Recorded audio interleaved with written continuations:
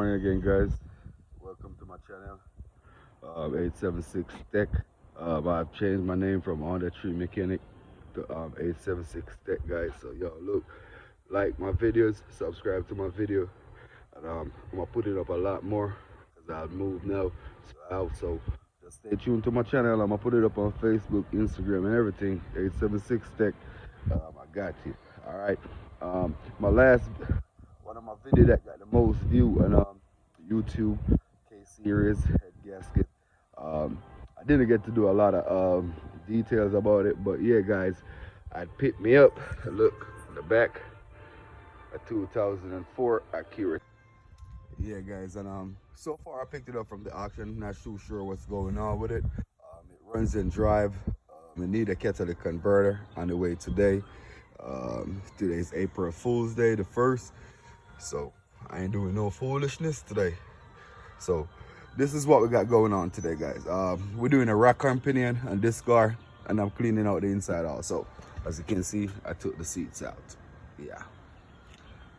But not a whole bunch of talking, guys. I'm gonna show you how to take the rack arm pinion out of this car while the engine is in. First, guys, you want to get the wheel off the ground. Get two jack stand, be secure so the car doesn't fall on you. You can also put the wheel under the bottom for safety. To make it easy, what I would do if I was you is take the driver's seat out. I'm doing some cleaning out. I just put the car up. First one was trashy.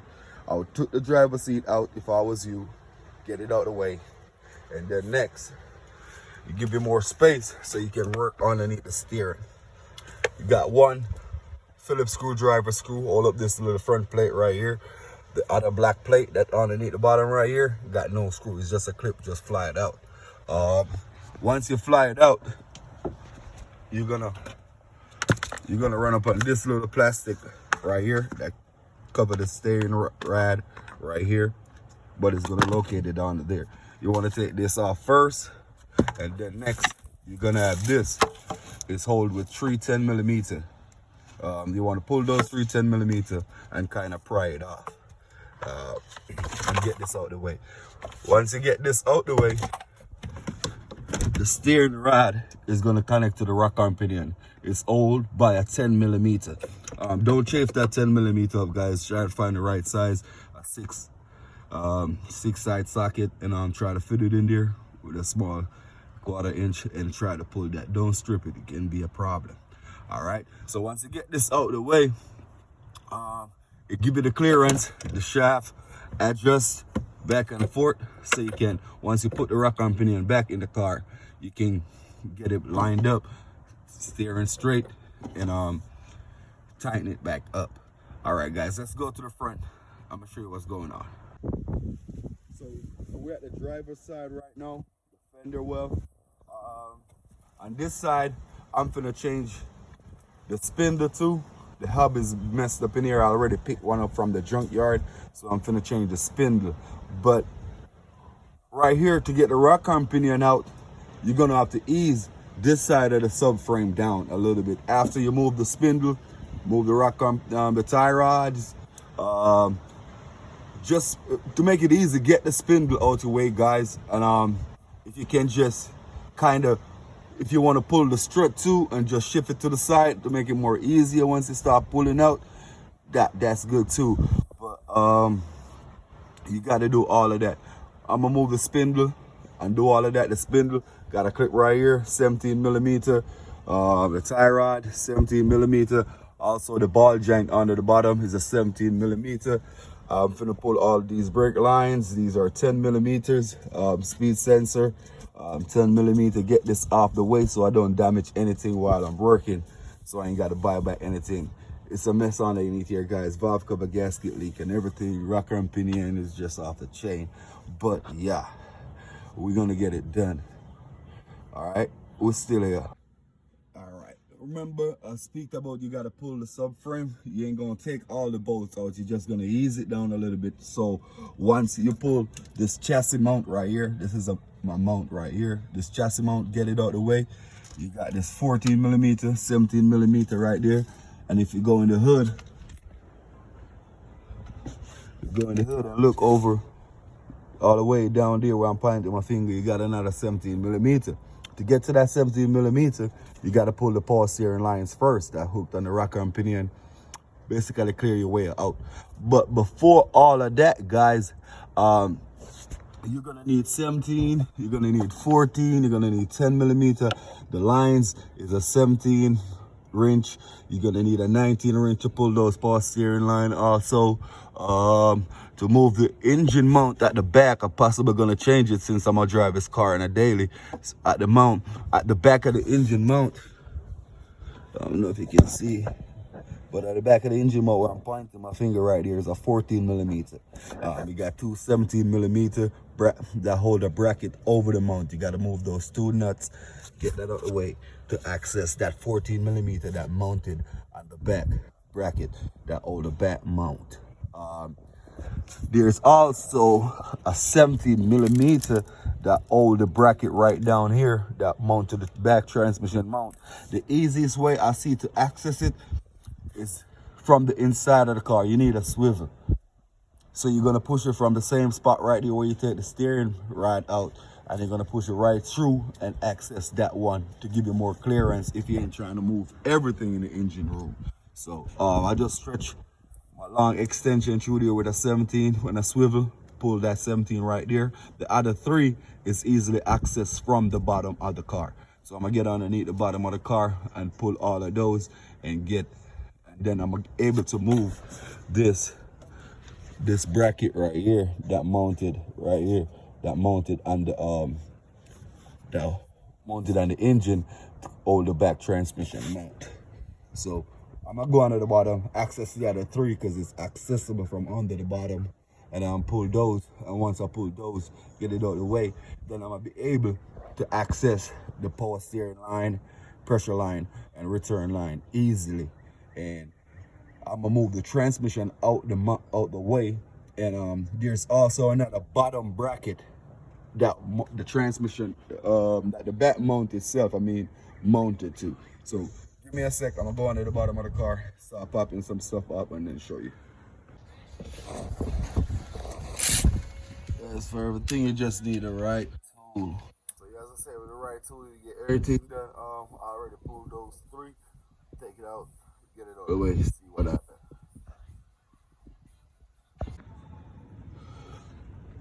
Alright guys, so as you can see, the engine mount right here, as I told you, I'm probably going to need one. These engine mount notorious to go bad, so might as well you just go ahead and change it while you're there if you try to do a rocker and pinion.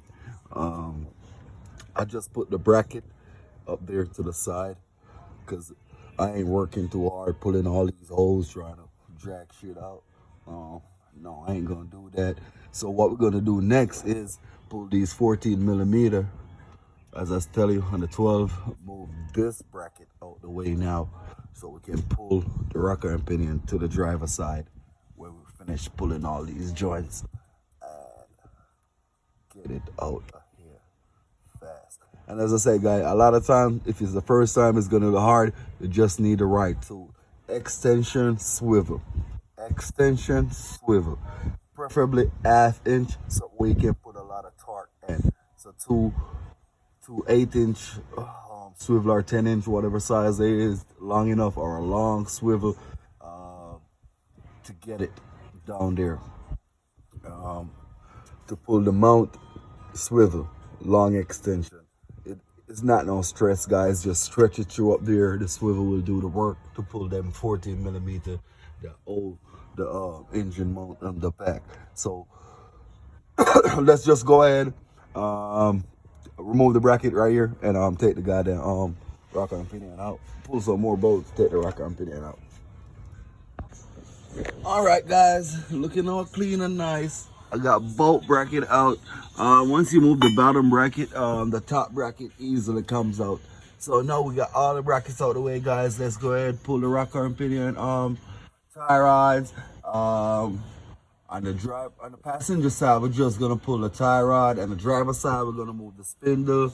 We're gonna pull the tie rod too, and we're gonna get everything out. All right, let's do that, guys. We still got to pull the line don't forget the lines. It got a couple 10mm, and as I say, it's a 19mm and a 17mm wrench. Pull the lines.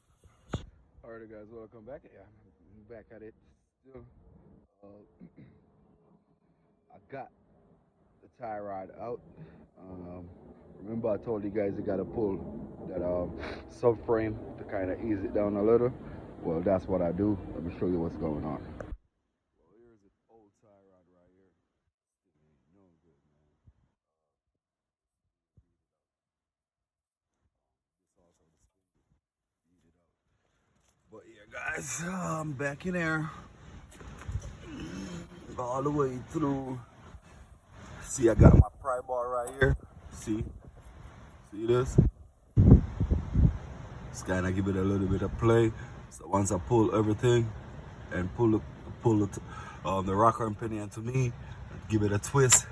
Just give it a twist and pull it through this little spot right here. And as you can see, I moved that mount and everything, the plane here, to get it out. All right, guys, if you're gonna do your rack, that's how you do it, guys. It's not hard. You just need a right tool. Extension, 10mm, 12mm, 14mm. You need a 17, 19, 17 wrench, 19 wrench, jack stand, pry bar. You need a breaker bar also, and long extensions with reducers, and you will get it through. But I'm not sure if, let me see. And guys, the installation is the opposite of the taking out. So just put it back in. Just put it back in the same way you take it out. Button it up. I don't think I got to do all of that. But I'm gonna show you the car when I'm done with it. I'm also gonna do a headliner inside the car. See my headliner hanging and everything. I'm gonna do the headliner. Not sure if I'm gonna do it today. I'll probably do it tomorrow. But I'm gonna definitely get the rocker and pinion done right now. Alright. Guys, here I got the used new one, put it back in. As I say, guys, just a reverse. You just reverse the thing.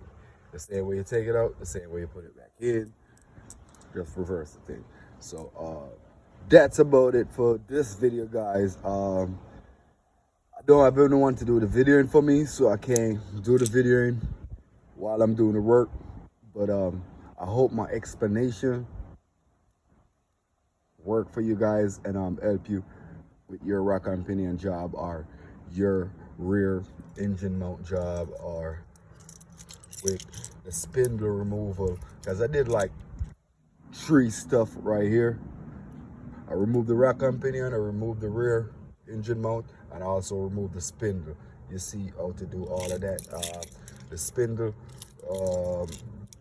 the CV axle. Stay tuned to my channel, like my videos, subscribe to my channel, share my videos, and leave me comments so I can get back with you guys. I'm gonna drive this car, so I might as well spend some money on it and go in a cheap way. So yeah, we're gonna go ahead and finish, put it up. Remember, guys, when you're putting on the rear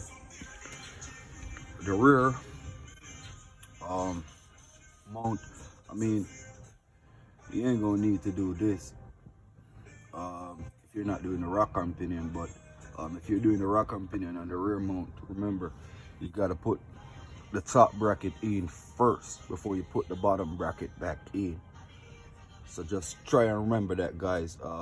I ain't gonna do none of that right now for the mount up, but the rocker and pinions, the bolts are still loose. I just sketch it back together.